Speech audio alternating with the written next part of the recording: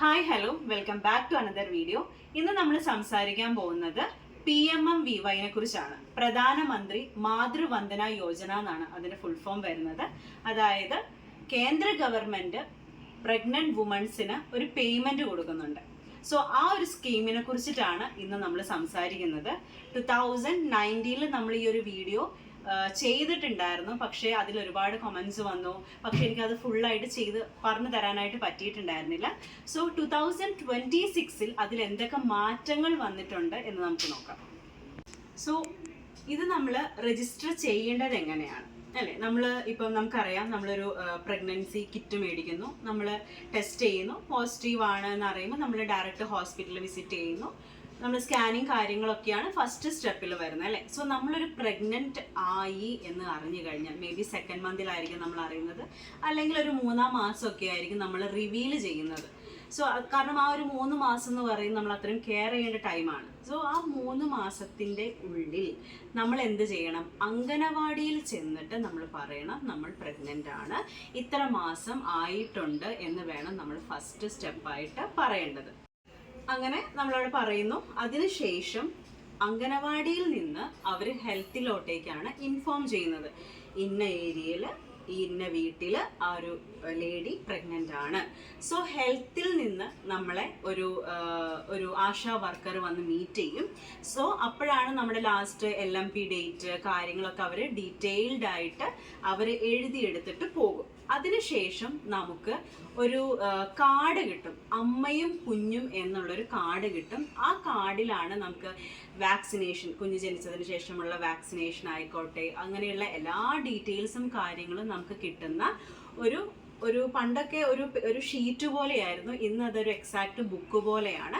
So ആ ഒരു book നമ്മളുടെ കയ്യിൽ തരും. ആ ബുക്ക് ഒരിക്കലും നമ്മൾ കളയാനായിട്ട് പാടില്ല. കാരണം നമ്മൾ രജിസ്റ്റർ ചെയ്യുന്ന UID നമ്പർ അതിൽ ഉണ്ടായിരിക്കും. അത് നമുക്ക് ഇമ്പോർട്ടൻ്റ് ആയിട്ടുള്ള ഒരു കാര്യമാണ്.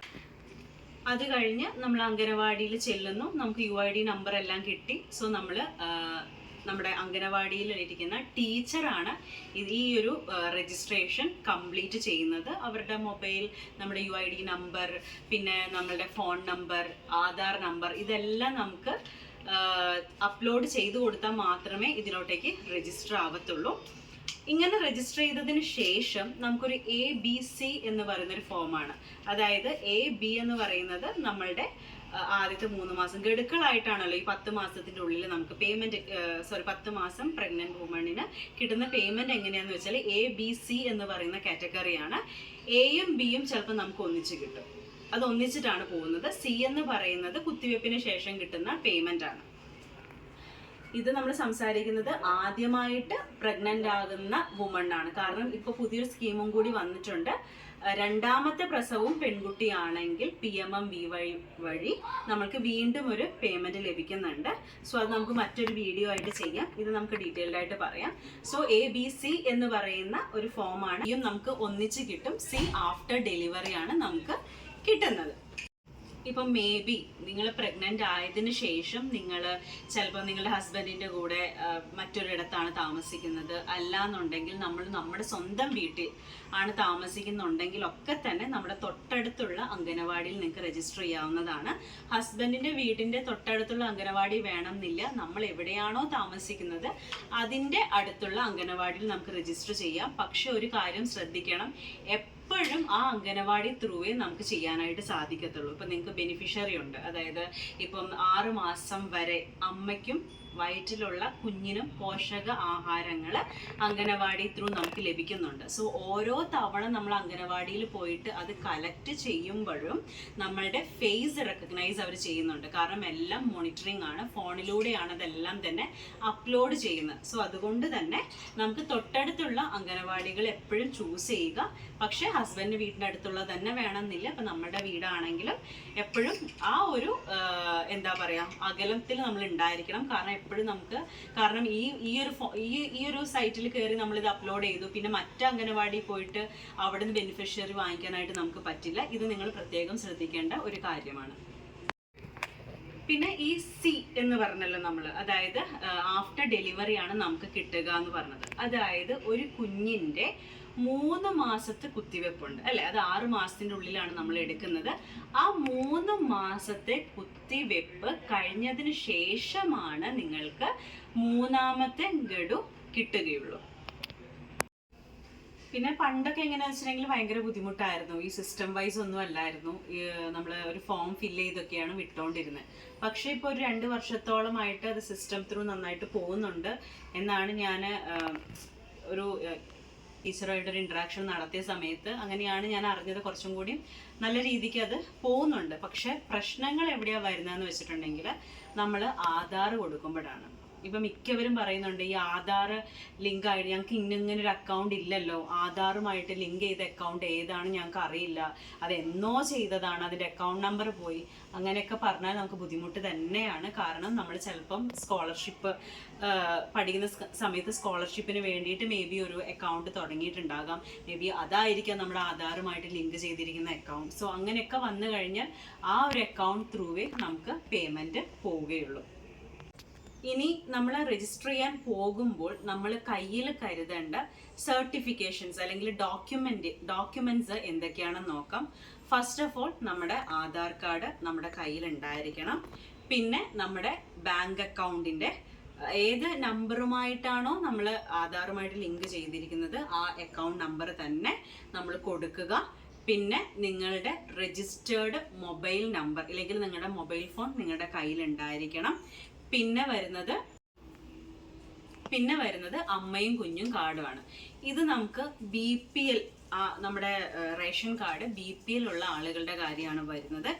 APL ആകുമ്പോഴത്തേക്കും നമ്മുടെ കയ്യിൽ വരുമാന സർട്ടിഫിക്കറ്റ് അല്ലെങ്കിൽ ഇഷ്റാം കാർഡ് നമ്മുടെ കയ്യിൽ ഉണ്ടായിരിക്കണം. അപ്പോൾ വരുമാന സർട്ടിഫിക്കറ്റ് ഒരിക്കലും ഭർത്താവിൻ്റെ പേരിലോ ഇല്ലെങ്കിൽ നമ്മുടെ വീട്ടിലുള്ള കുടുംബാംഗങ്ങളുടെ പേരിലോ ഉള്ള വരുമാന സർട്ടിഫിക്കറ്റ് അല്ല, സെൽഫായിട്ട് നമ്മളൊരു വരുമാന സർട്ടിഫിക്കറ്റ് അക്ഷയ ത്രൂ നമ്മൾ എടുക്കേണ്ടതാണ്. അതെന്തിനാന്ന് വെച്ചാൽ മേ ബി ഹസ്ബൻഡ് വർക്ക് ചെയ്യുന്ന ആളാണ്, സോ ആൾക്ക് കുറച്ച് വരുമാനം ഉണ്ടായിരിക്കാം, വീട്ടിലുള്ളവർക്കും വരുമാനം ഉണ്ടായിരിക്കാം. അതുകൊണ്ട് തന്നെ എപ്പോഴും നമ്മൾ സ്ത്രീകൾ നമ്മളുടെ വരുമാന സർട്ടിഫിക്കറ്റ് ആണ് കാണിക്കേണ്ടത്. പിന്നെ ഗവൺമെൻറ് എംപ്ലോയീസ് ആയിട്ടുള്ള സ്ത്രീകൾക്ക് ഈ ഒരു സ്കീം ലഭിക്കുന്നതല്ല, അത് രജിസ്റ്റർ ആവില്ല. കാരണം നിങ്ങൾക്ക് ഓൾറെഡി PF ESI വാങ്ങുന്ന ഒരു വുമൺ ആണ് നിങ്ങളെങ്കിൽ നിങ്ങൾക്കത് ലഭിക്കില്ല. കാരണം ഒരു ആനുകൂല്യങ്ങളും കൈപ്പറ്റാത്ത സ്ത്രീകൾക്കാണ് ഈ ഒരു സ്കീമിലൂടെ ഈ ഒരു 5000 അല്ലെങ്കിൽ 6000 രൂപ ലഭിക്കുന്നത്. പിന്നെ ഈ 2026 മറ്റൊരു ആനുകൂല്യം നമുക്ക് കിട്ടിയത് എന്താണെന്ന് വെച്ചിട്ടുണ്ടെങ്കിൽ, പണ്ടത് ഉണ്ടായിരുന്നില്ല, ഇത് നല്ലൊരു ബെനിഫിറ്റ് ആണ് സ്ത്രീകളെ സംബന്ധിച്ച്. അതായത് നമുക്ക് നോമിനിയെ ചേർക്കാം. അതായത് ഇപ്പം നമുക്ക് ബെനിഫിഷ്യറി ഉണ്ടെന്ന് പറഞ്ഞല്ലോ, ഈ ഒരു 6 മാസം നമുക്ക് ചിലപ്പം പോയി കളക്ട് ചെയ്യാനായിട്ട് പറ്റില്ല. സോ നിങ്ങളുടെ മദർ ഇൻ ലോയ്ക്കോ ഹസ്ബൻഡിനോ അല്ലെങ്കിൽ ഈ ഒരു പെൺകുട്ടിയുടെ അമ്മയ്ക്കോ വേണമെങ്കിൽ പോയിട്ട് സാധനങ്ങൾ കളക്ട് ചെയ്യാവുന്നതാണ്. പിന്നെ അതിൽ തന്നെ ശ്രദ്ധിക്കേണ്ട ഒരു കാര്യം, ഈ മദർ ഇൻ ലോ അതായത് ഹസ്ബൻഡിന്റെ അമ്മയ്ക്ക് മറ്റു മരുമക്കൾ ഉണ്ടെങ്കിൽ അവർക്ക് നോമിനി ആയിട്ട് നിൽക്കാനായിട്ട് സാധിക്കില്ല. കാരണം നേരത്തെ ഞാൻ തുടക്കത്തിൽ പറഞ്ഞതുപോലെ തന്നെ നമ്മളുടെ ഫേസ് സ്കാൻ ചെയ്തിട്ടാണ് നമുക്ക് ബെനിഫിഷ്യറി കിട്ടുന്നത്. അതുകൊണ്ട് തന്നെ ഈ ഒരു അമ്മയ്ക്ക് മകൾക്ക് നോമിനിയായിട്ട് നിൽക്കാൻ പറ്റില്ല, മറ്റു മരുമക്കൾ ഉണ്ടെങ്കിൽ നോമിനിയായിട്ട് നിൽക്കാനായിട്ട് പറ്റില്ല. സോ എത്രയും നല്ലത് ഹസ്ബൻഡ് ഉണ്ടെങ്കിൽ ഹസ്ബൻഡ് തന്നെ നോമിനിയായിട്ട് പോകുന്നതായിരിക്കും നല്ലത്. പിന്നെ ആസ് യൂഷ്വൽ നിങ്ങളുടെ ഫസ്റ്റ് മന്തിൻ്റെ സ്കാനിങ് റിപ്പോർട്ട് നിങ്ങളുടെ കയ്യിൽ ഉണ്ടായിരിക്കണം. 5th മന്ത് സ്കാനിങ് റിപ്പോർട്ടും നിങ്ങളുടെ കയ്യിൽ ഉണ്ടായിരിക്കണം. കാരണം അത് നമുക്ക് അതിൻ്റെ ഡേറ്റ്സും കാര്യങ്ങളൊക്കെ നമുക്ക് അതിൽ കൊടുക്കേണ്ടതായിട്ടുണ്ട്. സോ അതുകൊണ്ട് തന്നെ ഫസ്റ്റ് മന്ത് 5th മന്തിൻ്റെ ഒക്കെ സ്കാനിങ് റിപ്പോർട്ട്സ് നിങ്ങളുടെ കയ്യിൽ എപ്പോഴും സൂക്ഷിച്ചു വെക്കുക. സോ ഇത്രയും കാര്യങ്ങളാണ് എങ്ങനെയാണ് രജിസ്റ്റർ ചെയ്യേണ്ടത്, ആശാ വർക്കർ ത്രൂ നമുക്ക് എങ്ങനെയാണ് അമ്മയും കുഞ്ഞും കാർഡും ലഭിക്കുന്നത്, എങ്ങനെയാണ് 3 ഇൻസ്റ്റാൾമെന്റ്സ് പോകുന്നത്, പിന്നെ അതുപോലെ തന്നെ നമ്മുടെ ആധാർ, മൊബൈൽ നമ്പർ, പിന്നെ ഇപ്പം ഹസ്ബൻഡിൻ്റെ ആധാർ കാർഡിൻ്റെ കോപ്പി കൂടി നമ്മൾ ഇവർക്ക് കൊടുക്കേണ്ടതായിട്ടുണ്ട്. സോ ആ സമയത്ത് എല്ലാം തന്നെ ക്ലിയർ ആയിരിക്കണം, യാതൊരു എറേഴ്സും വരാൻ പാടില്ല. സോ ഇങ്ങനെയൊരു ഫോർമാറ്റിലാണ് PMMVYയുടെ പ്രഗ്നൻസി സ്കീം നമുക്ക് ലഭിക്കുന്നത്. സോ ഇത്രയും കാര്യങ്ങളാണ്, നിങ്ങൾക്ക് ഞാൻ പറഞ്ഞ കാര്യങ്ങളൊക്കെ വ്യക്തമായി എന്ന് വിചാരിക്കുന്നു. സോ ഇതിൽ മറ്റ് ഇപ്പം ഈ ഒരു വീഡിയോ മേ ബി ആശാ വർക്കർമാർ കാണുന്നുണ്ടാവാം, അംഗനവാടി ടീച്ചേഴ്സ് കാണുന്നുണ്ടാവും. നമ്മുടെ ഈ ഒരു വീഡിയോ കാണുന്നവർക്ക് ഇനിയും എന്തെങ്കിലും നിങ്ങൾക്ക് ഹെൽപ്പ് ചെയ്യാൻ സാധിക്കുമെന്നുണ്ടെങ്കിൽ നമ്മുടെ കമൻറ്റ് ബോക്സിൽ നിങ്ങൾക്ക് അത് അറിയിക്കാവുന്നതാണ്. സോ അപ്പോൾ അവർക്ക് കുറച്ചും കൂടി ഡീറ്റെയിൽഡ് ആയിട്ട് കാര്യങ്ങൾ കിട്ടും. ഞാനെല്ലാം കവറപ്പ് ചെയ്തിട്ടുണ്ടെന്നാണ് എൻ്റെ വിശ്വാസം. എന്നിരുന്നാൽ പോലും എന്തെങ്കിലും ആർക്കെങ്കിലും കൂടുതൽ ഇതിനെക്കുറിച്ച് പറഞ്ഞു കൊടുക്കാനുണ്ടെങ്കിൽ നമ്മുടെ കമൻറ്റ്സ് ത്രൂ അവർക്ക് എന്തെങ്കിലും പറഞ്ഞു കൊടുക്കാവുന്നതാണ്. ഇനി എനിക്ക് ഇതിന് മുൻപേ വന്നിരിക്കുന്ന കമൻസിൽ നെക്സ്റ്റ് ഡൗട്ട്സും കാര്യങ്ങളും ചോദിച്ചിട്ടുണ്ടായിരുന്നു.